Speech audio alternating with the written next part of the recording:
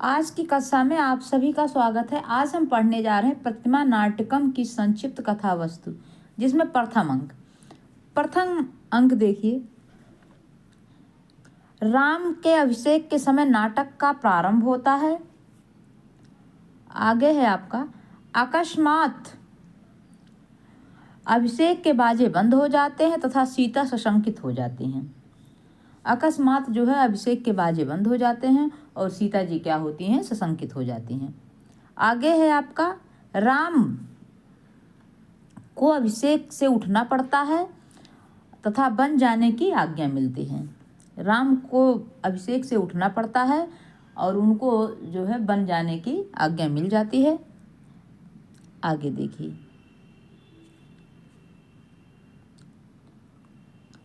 राम बन जाने से पूर्व सीता से मिलते हैं। राम बन जाने से पूर्व पहले ही सीता से मिलते हैं। सीता और लक्ष्मण को साथ लेकर राम वन की ओर प्रस्थान करते हैं। ये सारी घटनाएं प्रथम अंक की हैं। फिर द्वितीय अंक में आता है। द्वितीय अंक में है आपका,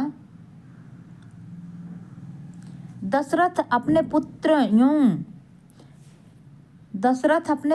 एवं पुत्र वधू के वियोग में विलाप करते हैं। अयोध्या के सभी जीवधारी राम के वनगमन से क्षुब्ध होते हैं। कौशल्या आदि रानियां महाराज दशरथ को सांत्वना देती हैं, सांत्वना दिलाती हैं। कौशल्या आदि रानियां महाराज दशरथ को सांत्वना दिलाती हैं। दशरथ सुमंत्र से राम आदि का समाचार पूछते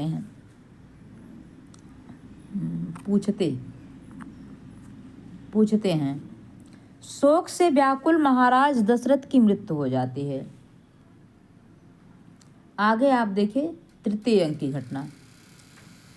तृतीय अंक में है, भरत सुमंत्र के साथ अपने ननिहाल से अयोध्या आते हैं। भरत रास्ते में अयोध्या के निकट एक प्रतिमा गृह में दशरथ तथा उनके पूर्ववर्ती राजाओं की प्रतिमा का अवलोकन करते हैं। पुजारी द्वारा भरत को ज्ञात होता है कि महाराज दशरथ की मृत्यु हो चुकी है। भरत वहीं मूर्छित हो जाते हैं। तथा होश में आने पर समस्त घटनाओं को पुजारी से पूछते हैं। घटनाओं को सुनकर भरत अपनी माता कैकेयी की भर्त्सना करते हैं और भरत बहुत दुखी होते हैं तथा राम को लौटाने के लिए सारथी सुमंत्र के साथ अयोध्या से दंडकारण्य को प्रस्थान करते हैं।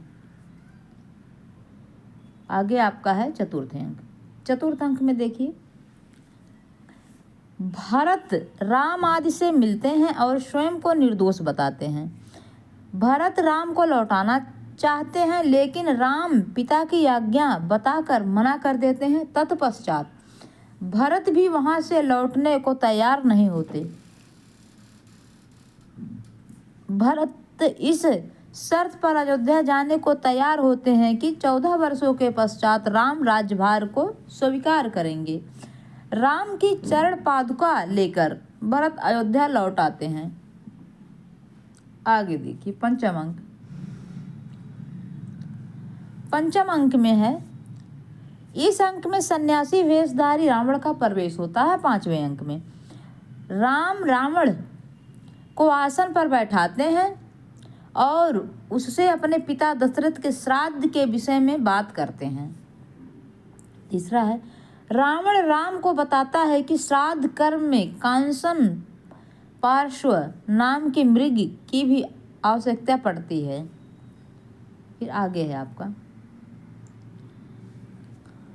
राम कांसन पार्श्व मृग को लाने के लिए बाहर निकलते हैं तथा मौलिक रूप में रावण सीता का हरण कर लेता है। सीता का विलाप सुनकर जटायु सीता को बचाने के लिए आते हैं। षष्ठम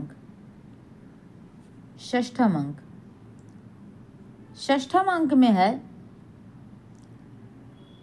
सीता को छुड़ाने के लिए जटायु रावण से युद्ध करता है और रावण द्वारा मार दिया जाता है। सुमंत्र द्वारा भरत को सूचना मिलती है कि सीता का हरण हो गया है। 6वें अंक में सीता जी का हरण हो जाता है। भरत अपनी माता कैकेयी को उलाहना देते हैं तथा कैकेयी अपने दोष का परिहार सुनाती हैं। श्रवण कुमार के पिता का शाप वृतांत सुमंत्र के मुख से सुनकर भरत अपनी माता से क्षमा मांगते हैं। आगे है, रावण से युद्ध के लिए भरत और सुमंत्र तैयारी करते हैं। 7वां अंक है आपका।